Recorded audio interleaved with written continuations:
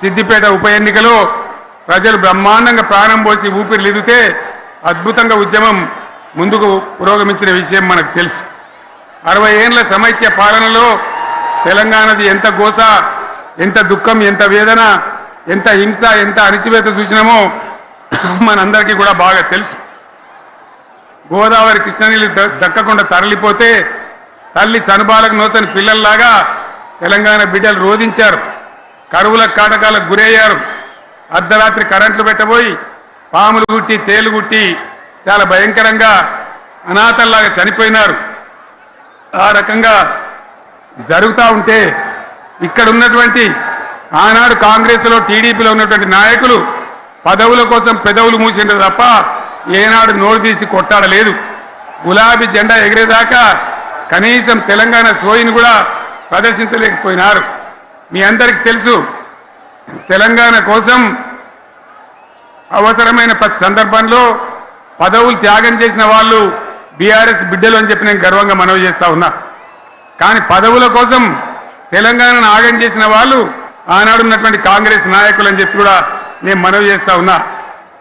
చంద్రబాబు నాయుడు ఆనాడు ముఖ్యమంత్రిగా ఉండి ఎంత ఘోరమంటే హైదరాబాద్ నడిబొడ్డున ఉండే తెలంగాణ గడ్డలో ఉండేటువంటి రాజధానిలో మన శాసనసభలో తెలంగాణ పదాన్ని నిషేధించినాడు. తెలంగాణ అనవద్దని స్పీకర్ ద్వారా రూలింగ్ ఇప్పించినారు. ఇదే జిల్లాకు చెందినటువంటి ప్రణయ్ భాస్కర్ గారు ఆ రోజు ఎమ్మెల్యేగా శాసనసభలో తెలంగాణ అంటే అది నేరమైనట్టుగా పరిగణించి తెలంగాణ పదాన్ని నిషేధించేటువంటి ప్రయత్నం చేసినారు. మిత్రులారా, మీకు అందరికీ చరిత్ర తెలుసు. ఆనాడైనా ఏనాడైనా ఈవెన్ ఈనాడైనా తెలంగాణకు విలన్ నంబర్ 1 కాంగ్రెస్ పార్టీ అని మనవి చేస్తా ఉన్నా. మనందరికీ కూడా తెలిసే విషయం. తెలంగాణ హైదరాబాద్ స్టేట్ పేరుతో ఉన్ననాడు ప్రజలు వద్దంటుంటే కూడా బలవంతంగా తెలంగాణను ఆంధ్రాతో కలిపిన వాళ్ళే. ఏందా బాబు, ఏందా పనిలేదా? రెడ్డి ఎవరెవరు పోండి, మీరు మీకేం పని లేదా?